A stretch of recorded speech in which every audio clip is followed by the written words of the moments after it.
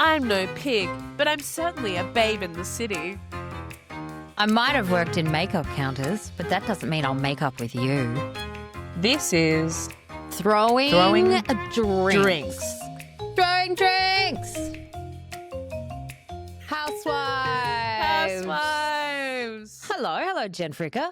Hey, Maggie, Luke, how are ya? I'm good. How are you? I'm good. It's nice to be in the same goddamn time zone. You're looking pretty fresh for a when did you fly in? Got in yesterday morning. Truly the journey from hell. Isn't the worst? Like, it's not a great flight going there, but at least you have the anticipation of a holiday. But when you're doing, I did about 30 hours because I got the train from Edinburgh to Heathrow, Heathrow to Singapore, Singapore to Sydney. So about 30 hours transit all up. And just stinky. Did you have a stopover in, did you have some time in Singapore again? An hour. Oh, that's not too bad. I saw the cactus garden at Changi Airport. That was nice. I like that they have all these open air spaces at the airport.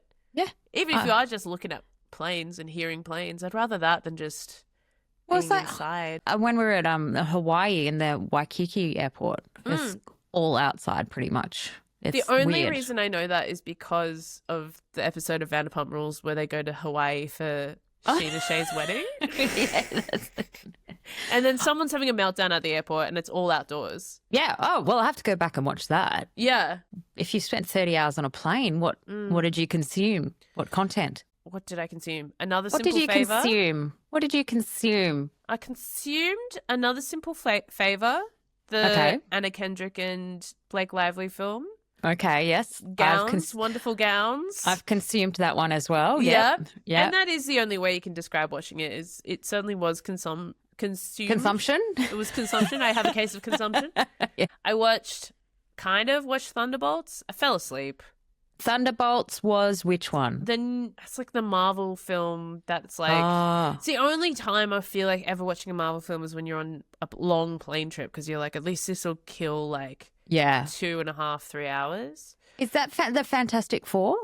No, it's like they're like they're like grungy fantastic. It's like Florence Pugh and not a fan of Pugh. Not a fan. Really? No. She's a small lady like yourself, though. This surprises me. No solidarity. I have been told I've got a bit of a Pugh essence. I think maybe that's it. A Pugh essence. I'm trying to think what that means. Oh, maybe. Blonde, short. Small. Yeah, short with a face. You seem like you both have a moxie. You both have wherewithal. I don't know. Actually, do you know what? I wanted to ask you because I feel like this was kind of a central. Maybe we talked about it in the first season, but it came up on our TikTok. Someone asked, why do you think people like to watch the more mature women? Is it life experience or lack of filter or something else? I'm curious. And I feel like we've talked about this in the first season of this very podcast, but I feel like you always have a really nice answer to this of why we like watching these older women in Housewives and stuff. Because they're just, society has made women of that age and what we will be soon invisible completely. And it's giving visibility to an age bracket of women who are just as fun, just as silly, and who are also in kind of this renaissance of their lives where they just don't give a fuck anymore. They want to be themselves. And it's great watching. It's great viewing. And we've not seen it before. Can you name anything like this? Apart from MILF Island or something. Yeah, that's true. Because that's the other thing. It's usually when we watch women of a certain age, it's kind of always framed around either their role as a mother or their role as an object to a man or something like that. You know, it's very rarely that they're just having fun and doing stuff in their own terms. And I like the housewife stuff because, I don't know, as someone who's been through it, as everyone has their various troubles, I like the idea. A lot of these women are kind of starting a second chapter or are starting a new part of their life. You know, they're starting a new business or their kids have left. So they're figuring out what they want to do now. Or a lot of them have gone through divorces and it's that life experience and that navigating these hard moments and then kind of starting this rebirth. I think is absolutely. super interesting. Yeah, I think so as well. I mean, if you remember First Wives Club, do you remember that film? It was like the original Housewives. It was so great, and was talking about this kind of how life isn't over once the kids have grown up, or if your marriage is broken down. You don't just disappear from society. You don't have to disappear, and it's celebrating that second half of life for women, which is, 40s. That's still really young. That's not, and people are disregarding women at that age. They become invisible. They're losing their sexuality. They're losing all of these things because of what society's put on them, where, there's so much more to give. You got 50 more years of great entertainment. Why are we cutting it off there? Yeah. I love it. And then also I think too, like the wealth of it all as well. It's like, I know how young people are going to spend a lot of money poorly. Yeah. Like garishly. But I want to see how a woman who has constructed a whole life, a whole persona spends it. You know what I mean? Yeah, I want to watch the absolutely. girls sitting in Jimmy Choo comparing identical bags. And we'll get into that in a sec. Yeah. But I don't know. I think there's just something, I think the wealth of it all, I think, the identity of it all mostly. Also, I want to see women fuck up as well. Yeah, be themselves, totally. It's aspirational on two levels. It's aspirational on like the financial level. We've all got to admit, we wouldn't mind a bit of that. But it's like, I don't want to see my own life on screen. No, absolutely. I've had enough of that. I live in it. It's so opposite to my world that it's interesting. To the fact that, say, I will go back and, I don't know, a bit of Love Island or MAFS is on. Both great reality shows in their own right. But I find really boring watching young hot things just like I just, now I know how interesting things can be, how interesting women can be on reality shows, going back to these other ones where people are just going on it for Instagram likes and all of that stuff. It's so boring. Just like, Bravo's so smart. They've just tapped into this huge wealth on both levels of talent, which I think is brilliant. And it makes me look forward to being older. Yeah. And not giving a fuck. I think it's also, where Jen and I don't mean to rattle you too much, but I think we are heading into perimenopausal stage. Yeah. And that's never talked about. No. I never hear people talk about any of that or menopausal women. But a big part of it, people say, is the freedom afterwards. Your purpose isn't to create children, to become a mother, you don't have that pressure on you. And so you've got this whole new other end of life, which is, like I said, 40 and 50, that's young still. Yeah. You've still got 50 years after that. And especially for women live so long. Yeah. That's really like not like, men die like 20 years younger before women do. Good. So it's like, good. Put them in a barrel. That. Roll them out to sea. Put them in the barrels. But it's like, it's been so, like, did you watch any of Like That? Wait, no, how many men have you put in barrels and rolled out to sea lately? Not enough. I feel like there was probably a bit of that going around Edinburgh, to be honest. Popping him in the barrel and just pushing him down a staircase or something like that. That'd be fun. That would be fun. That would be fun. Did I watch And Just Like That? No, Yes. I watched the first 2 seasons. I could not put myself through the third season. Yeah, that's the thing. It's like I feel like it's in the same sandbox as Housewives. But it was aspirational women of their 50s, but Housewives is real, and Just Like That could just never quite figure out how to make the glamour and the romance seem real, it just felt so airless. Whereas I'm like, I like watching women get absolutely fuck-eyed and get upset about stuff they don't actually know how to express. And then, as the podcast says, throw drinks.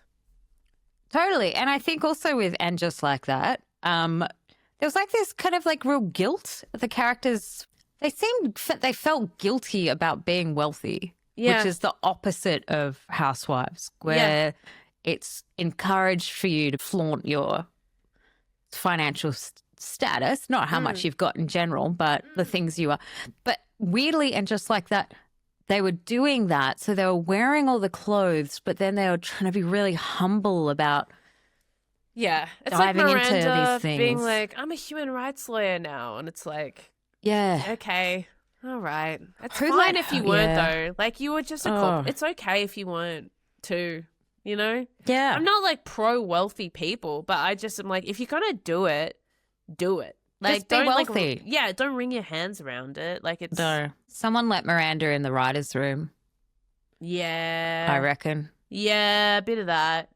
Bit of that. Cynthia got into the writer's room. And was like, hey, I think my character feels really bad about living in Brooklyn now. Gentrifying Brooklyn, so they need to be gay. She sticks her head in and goes, hey guys, you guys got a second for a quick chat before we go into the meeting? I just got a few ideas. She worked at the UN and they never once mentioned like what's going on in Gaza or anything. The They're UN. like, oh yeah, they're really worried about some big stuff. I didn't watch it. I couldn't. I was sad because I like Carrie's new house was really nice. Yeah. I think I got to the stage where Carrie was having phone sex with Aiden. And I was like, I can't. Yeah, you got to opt out.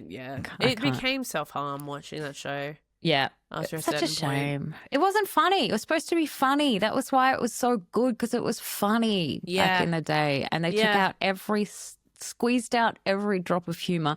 And, sorry, I know we're talking about the wrong TV show, but the bit where they got the death of her father wrong, where they'd already scripted that.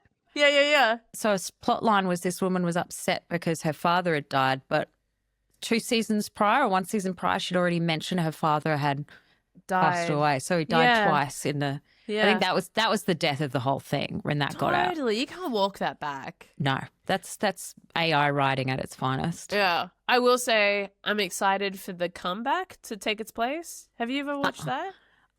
Yes. Ages ago, I should go back and watch it again. The Lisa Kudrow. Yeah, they're making a new season of it. Oh, great. That's awesome. Yeah.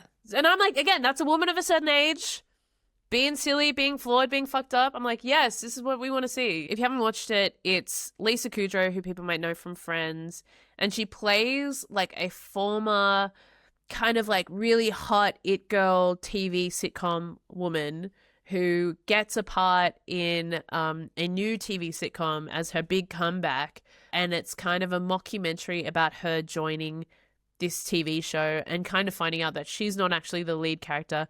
She plays the daggy old aunt. And it's her kind of reckoning with that and reckoning with no longer being like the hot young girl in the cast, and her family's kind of falling apart and things like that. But it's really good. And it's so funny and it's brutal. Like it's... Yeah.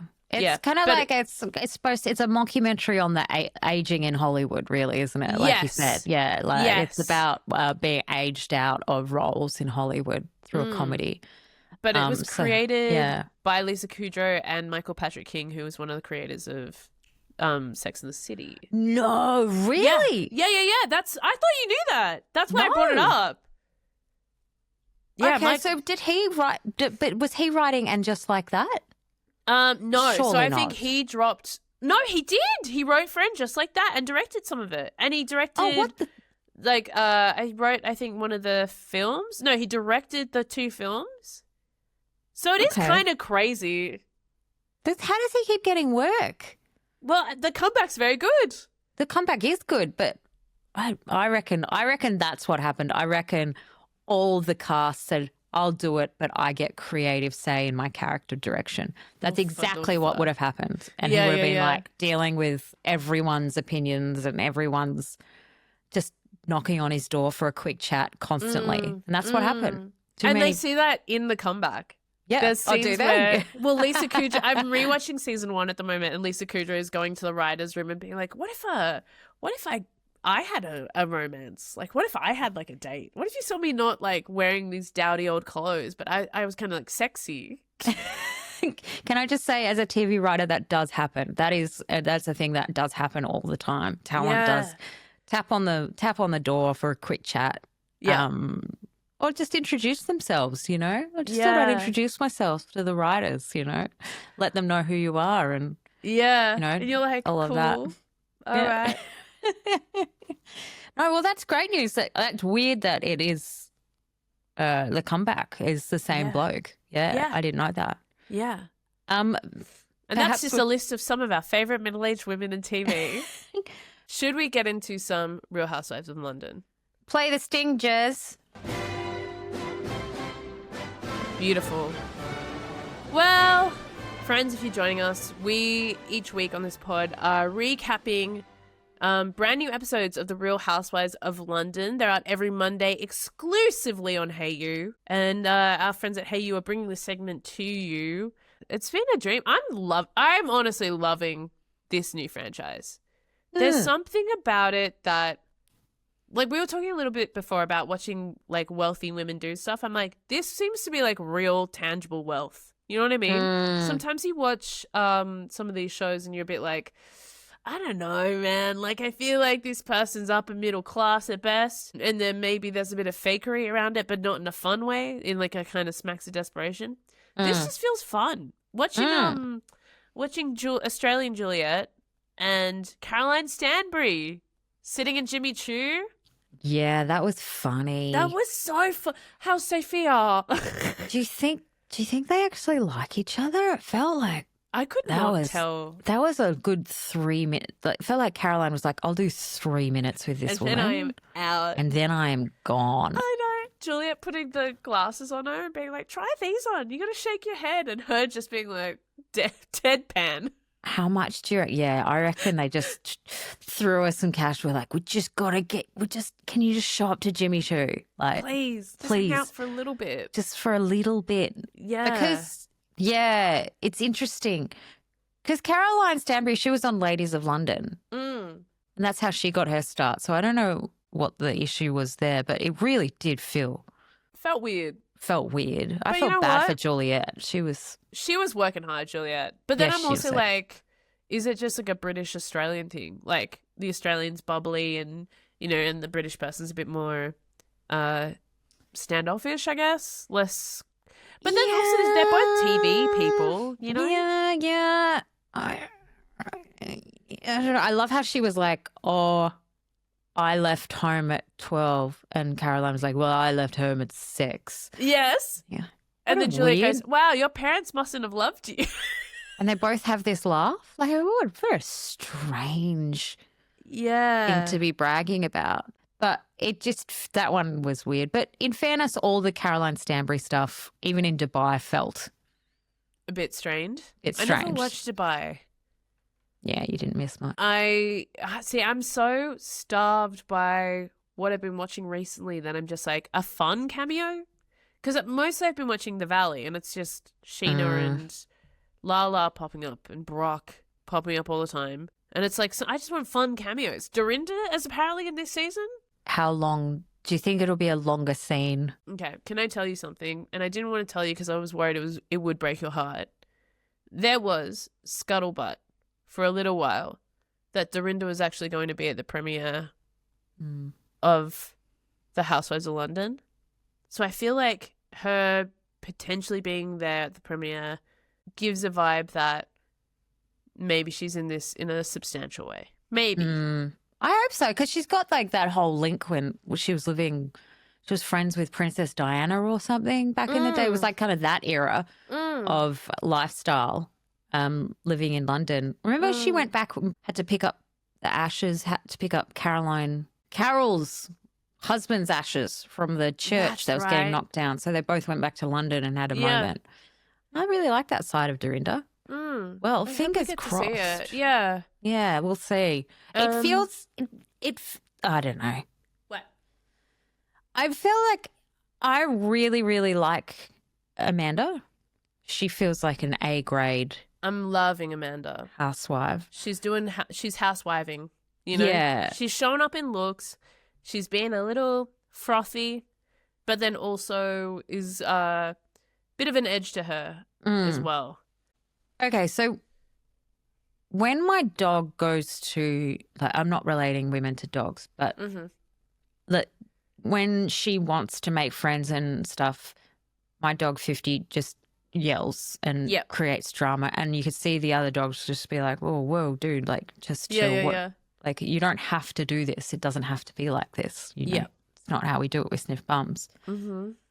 I feel Panthea is doing what 50 does and is just going way too hard and too quick because it feels like she potentially has watched a lot of Real Housewives and wants to create the biggest amount of drama and get possible. her kind of scream time. Yeah, but it doesn't, none of it. The dentist thing was weird. The dentist thing was weird. The borrowing clothes stuff she threw at Juliet was weird. The kind of, her and Nessie sitting down, I mean, good on Nessie for just trying to sort it out. Didn't really seem like it got anywhere, but we learnt a little bit more about Panthea. That was good. It made me a little more sympathetic to Panthea. It's like, oh, she's been through some shit in her life. She got very fucked over by her first husband. Like, the part of me is like, it's a trauma response. Like, she's over communicating because she's triggered. But I'm also like, yeah, it does have a touch of the Lisa Rinners of it in that I'm self-producing. I'm picking an item to be upset about. Did you feel like you could almost feel like the other ladies felt that at that table when they had Karen's dinner? That, you know, Amanda was like, what are you doing? Like, I feel like they feel all very someone said bamboozled. Yeah, there's no like, it wasn't organic. It was just bizarre. It was just taking things to a next level, which I hope it doesn't continue that way because that for me is pushing it in overproduced territory. It's just a lot of energy for the start of a season. Yeah. And a new franchise as well. It's a lot. It doesn't feel like it's naturally. It's not like you know, these like little tensions start rubbing. Those are kind of my favorite seasons. It's like these little tensions, these little fishes start showing up, or the women are coming at it with these kind of different. Like, do you remember the first season of Salt Lake where Whitney and Heather, they're cousins, but it's a bit strained, and like Heather's got a strained relationship with Baby Gorgeous. What's her name? I'm wearing the jumper. I know. Why can't I remember her name? Lisa Barlow. Lisa. Queen. Lisa. Yes. Lisa. Heather. But her and Heather having like weird tension because they went to uni together. But it's not immediate. It's just like a bit awkward, and then it kind of goes there in the first season. If you haven't seen it, I won't spoil it too much. But they come in with a tension that eventually grows into tenseness and trouble and whatever, and you know, that's more interesting to me than being like, you're friends with my dentist and my dentist is bad. If she wanted to really do Housewives well, this is what I reckon she should have done. She should have told someone who's not that loyal to her her true feelings on Juliet, and then been fake to Juliet's face. Yes. Making sure that those true feelings eventually got leaked to Juliet. Yes. Which would bubble the tension from Juliet's side, which meant it wouldn't be such an ambush, right? Yeah. It wouldn't just be this one-sided, oh, what on earth, you know, where the fuck did that come from? And it always seems like word salad too. It's always like, you know, we don't have to pretend, we don't have to be friends. I hate saying the person has to agree to disagree, but in our case, maybe we do need to agree to disagree and da-da-da. And it's just like, yo, like, just slow down. Chill. Yeah. And chill, baby. The other thing I might say is I really like it when they bring in family members, like extras like that. So I really liked her mum coming in. The mum just negging the children. Yeah. That was so great. Good. Yeah. But did you find like the camera was like really shaky for that entire thing? Oh, I didn't. If you've got a chance, it looked like someone... The shooting from really far away but zoomed? Maybe, or like it was, they were trying to either hyper style it or they'd gotten one of the kids to film. That'd be fun. That bit, because you never saw all the kids in the same room. Yeah. It looked like they said, oh, we couldn't get Gary here to do it with you. So do you mind? Gary's in traffic. Gary's in traffic and we've just got to get this done. Do you mind just picking up a camera and just catching... All you need to do is point and because it's crazy if you think about that, watch back that scene with her mum arriving in the kitchen. Yeah. And there's one where it's just like the camera's going left to right, like an in and out on just a bunch of roses in the middle of the bench. that's blocking all of their faces. And this is just an annoying TV producer kind of thing, but that's it why was weird. people listen, because we notice. It was weird. It was strange. It was someone's. It felt like either someone's first day or let's try something new, or Do you know, can you have a go? My production thing that jumped out at me this week was when they were in that private dining room for Karen's dinner, and there's a security camera like right in the middle of shot, hanging from the roof. It's black and it's circular, and it's like all of the presentation of that room is so beautiful. It's so lavish. You really do get a sense that it is like quite a fancy place. And then just to have this kind of like black security camera in the middle of it just took me out so much. Who's doing the production design? Because that might be the same thing with the big giant bunch of roses in front of everyone's face. You could crop it even. You could crop that out. Like it just seemed weird that it was, I mean, like I guess there's a lot of ladies, so it's going to be quite a wide shot, but I was just so surprised that like. Yeah, that's weird. It's just right in the middle of the shot. Anyway, that's my only production note. It's exactly what I was. It's a similar thing. It feels like it's on the similar track. Someone needs to kind of have a bit of a better eye production wise, because it takes the gloss off the beautiful houses and the beautiful restaurants when you've got like say a flashing exit sign in the back, or everyone's face is blocked by a rose. Maybe that's the restaurant. Like maybe they just couldn't get around it. Actually, I would love to know what you thought of all the dinner looks. Juliet was wearing that leopard print kind of. I actually want to try that dress. I liked that. That looks like a D&G. That looks like a expensive little dress. Had like a little bodice-y typey thing. Yeah, I'd wear that. The balconette, it looked nice. And then I did kind of enjoy Panthea throwing shade at her, but she was wearing like, I feel like Panthea was dressed like Kris Jenner in the 2010s. Yeah, it was very dated. It was very Balmain 2012. Yes, shoulder pads. It was kind of doing like 80s power lunch revival. Yeah, Alex Perry mixed with Zhivago. Remember that brand? Yes. Yeah, that was just like massive shoulder pads, like angled shoulder pads. They weren't like good 80s ones. Club photography in like the 2000s. Yeah, 100%. You know, like I'm giving it to this club photographer. It's going to be in the street press. Yeah, and so totally the comment of my clothes are better than yours or something. I own my clothes. I was like, dude, are they? Because I love that little thing that Juliet's wearing. It's full of personality and fun. Like even if she doesn't own it. This is what I'm loving about Juliet's looks. It's like they're not for me. And they're insane. But I love, like, swing big. You're on TV. Be entertaining. Yeah. Her whole thing where she's wearing, like, we mentioned it a few episodes ago, but her confessional look where she kind of looks like some kind of bishop. Like, she's wearing, like, a red jacket and the sleeves. Chanel. Yes, the giant sleeves. She's wearing a Chanel cross or something. Yeah, yeah. She looks insane. But I'm like, good. Yeah. That's what you want. You don't want someone sitting there with a baby gorgeous jumper on, you know, the whole time. We want housewives. We want these women going nuts and being creative over the whole thing. That's why we're watching it. We want it. Yeah, no, I agree. Loved Amanda's feather. I think it was like an ostrich feather jacket. Yeah, and she had the fluffy. The Bulgari necklace that was £50,000. Jesus. Yeah. I mean, again, I love watching it. I love to see it, frankly. That's what we want to see. So you can accuse someone of borrowing, but you can. They're also making an effort, and that's fine. Not in Uniqlo. It's like, you know, we've both worked a lot in Australian TV. Most of what you see on Australian TV is people borrowing stuff. Like all of what you see. All of what you see. It's either a very limited wardrobe budget. It's stylists literally buying stuff from department stores and then returning it after the shoot wraps. Or it's like borrowed, and it's not glamorous. I want glamour. Yeah, absolutely. And it's not what you think it is. So if you can't afford it, borrow it so we can see it. That's fine. Yeah. And if Juliet's listening, both Jen and I want to wear your little, what I would assume is a little D&G number that you were wearing. It felt almost like, do you remember Wheels and Doll Baby? It was a Sydney brand. It kind of felt a little like that too. I used to love Wheels and Doll Baby. It's coming back. It's back. Is it? Yeah, it's totally coming back. Yeah, with the leopard print corsets and the that kind of Dita Von Teese look. The Diamante type of vibes. The boutique used to be around the corner from the cafe I worked in on Crown Street. It was like my first job. And all the Wheels and Doll baby girls would come in for their coffee in the morning. They were just so glamorous and cool and hot.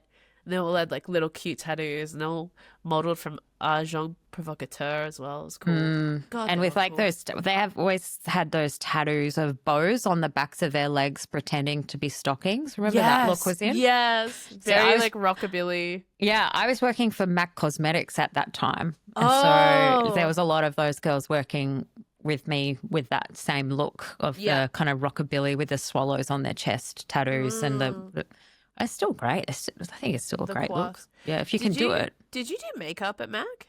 Yeah. What was like the most requested makeup look when you were there? So it would have been 2007.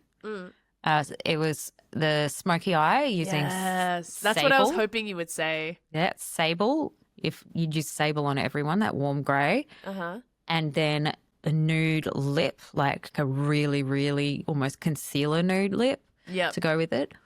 Or you do twinkly eyes and like paddle pop purple lips. Yes, I remember I was doing that. it, which were really big in for some reason. They look like zinc, very high fashion. So that was the look when I was doing it. Should we wrap up this London segment? Is there anything else you want to say? No. Oh, other than I'm loving Karen, and I realised I do know Karen. She was from Cheshire.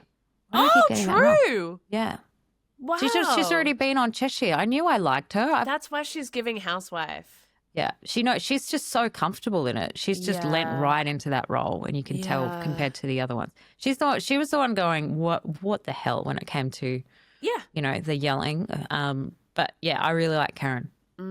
Karen's good. She's holding the center of the show, I think, really well. Nessie, I want to see more from. I feel like she's a bit boring. Wait, who was the blonde lady at dinner?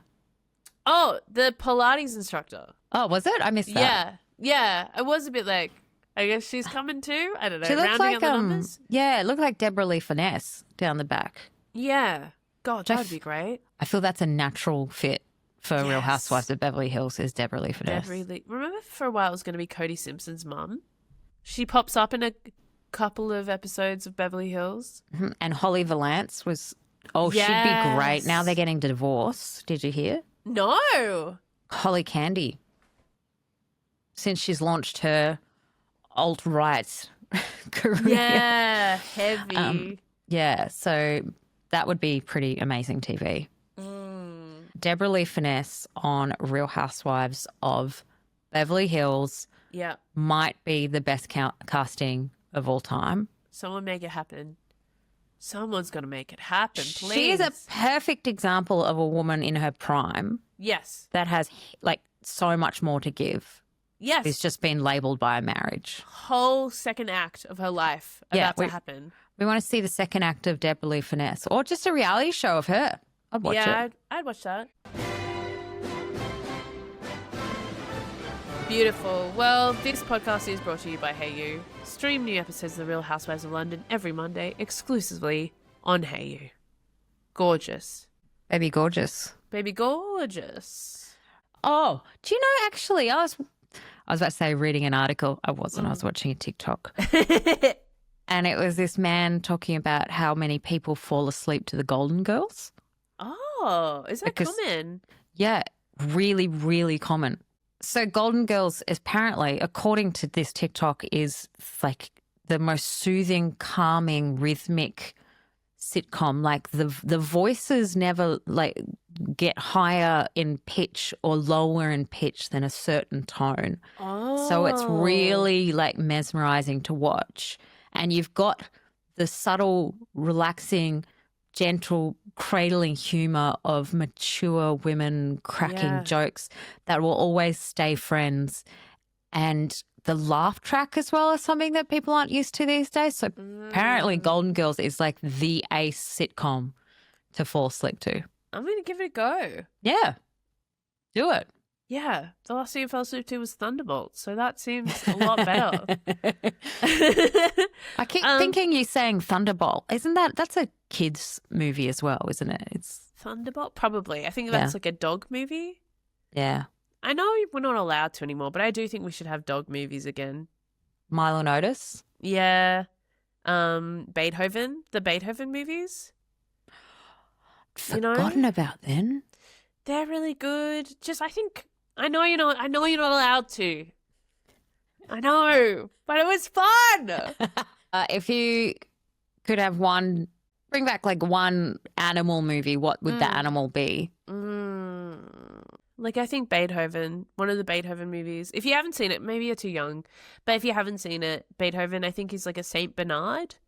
And he was just a cheeky dog. And he was just ruining Ted Danson's life, but the family loved him. It was a Ted Danson. Not Ted Danson, sorry. It was the one that looks like Ted Danson. Charles Grodin was the name of that Charles man. Grodin. Oh, Charles Grodin. Yeah. Yeah. Anyway. Oh, big CG. The big CG. I don't know. Even Babe. Like, I think about Babe a lot. The pig. You know what? You could do Babe 4 with a quokka. Yeah, that would be good. Babe 4 quokka on the island. Quokka on the run. And it's like them. And it's them. And they're trying to get off Rottnest. They're trying to get to Perth. Why? I don't know. Why? They're off to Bali. They're off to Bali. They got a connecting flight to Bali. Yeah. It's the Jetstar deal. Babe 4, the Jetstar deal. The Escape from Rottnest. Yeah. Yeah, I'd watch that actually. Don't steal that, whoever's listening. We're copywriting that and we're sending it to George Miller right now. Okay? So don't. Yeah. Don't we need this. Yeah, we do actually. Oh my God, we do. Oh my God. Are you okay? Yeah, I'm Did something happen? I'm working at a show at the moment in like the big studios in Australia. Yeah. And no one is there. Nothing's being filmed. There's like tumbleweeds. Right, it's just you guys in the studios. Yeah. And usually these places have a few things shooting at once, right? Yeah. There's full of people and actors and fun things. It's also really windy and cold at the moment, which adds to it. But I think, what was it, Babe 4, Escape from Rottnest. Escape from Rottnest, Jetstar. 2 for 1 special. 2 for 1 special could be the thing that brings back the Australian restarts cinema. This damn film industry. Yeah. I'll do it on my phone. Give me 3 quokkas and a piglet and I've got an hour on Canva. That fucking film's getting made, dude. Do you remember when we put together the pitch for this? Yeah, I do. No. When we were doing it with someone else and we thought they were going to get a fancy graphic designer. Yeah, I do Found out remember it was that. Canva the whole time. Yes, but if you are from Canva and you're listening, you're good. It's good. You're good. It's good. Oh, we're fans. Yeah. We like Canva. Yeah.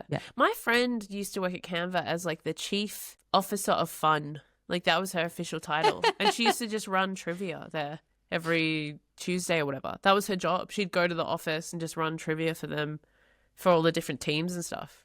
And was it a good salary? Yeah. They paid her well and treated her well. And she just got to do her trivia. Oh, wow. Yeah. But, shout out Amy. Amy's trivia. Yeah. Catch her around. That's amazing. What a great job. Good on you, Amy, figuring that out. She do it for like Google and stuff. It could be like a really good Silicon Valley thing. I think like that's the thing, right? It's like so many of our friends who are comedians have had to at one stage or another host trivia. And it's no knock against it. It's like, it's a good job. You know, it's better than fucking working retail or whatever. But I feel like it hits a roof at a certain point. There's only so many pubs you can do in a week. And so I think like the trick from what I've observed is like trying to get the big corporates to like put you on a retainer or something or do big events and things like that. Totally. That's really, really, really smart. My favorite thing at the moment is that, not my favorite thing, but I find really interesting because there's no work in our industry. People are just taking these insane jobs. And I've heard that comedians are now producing those Outback trucker shows. What's that? You know, Outback trucker shows, you know, like the shows with the truckers, you just follow truckers around or like opal hunters and shit like that. Oh, I thought I thought you meant like, you know, when you go to like the stadium and they have like the smash car derby. Oh, and, no, like, no. And I'm like, that would be sick, Sick Pretties. That would be amazing. Monster truck shows. No, yeah. They're working as on like some of the funniest people in Australia are working in production on the Outback Trucker style shows, and which means that they're going to be so good. Yeah. When they come back. So everyone should watch those shows because they're being produced by out-of-work comedians. Yeah. right Well, now. those are the only shows getting made. I mean, Question Everything just got cancelled or is not getting renewed. Yeah. That sucks. Yeah. That sucks because they actually hired people. Yeah. But, you know, we still have something. I'm sure there's some comedy on TV somewhere. I'm sure that'll we've got be the forever. Melbourne, what was it, the Melbourne International Comedy Festival Gala as the actor-nominated Melbourne Comedy Festival Gala. Was it actor or Logie? Oh my god. Both. They put them in contention for both. And like again, no diss, but it's also like that's fucking comedy TV now is a gala. Yeah. I'm sorry, but we could put on a gala. We could put on a gala now. And get an actor. To be honest, again, an hour on Canva, we've got a fucking gala and an actors award campaign. To be honest, I think this might be a gala right now. This could literally, we just get 2 more comedians on, and this is a gala. Yeah, we step aside. Yeah, like I could get Will on the phone now. Do you want to try? I'm using my phone to film, otherwise I would. But I could just get him to do 5 minutes. Just get him to just say hey. Yeah.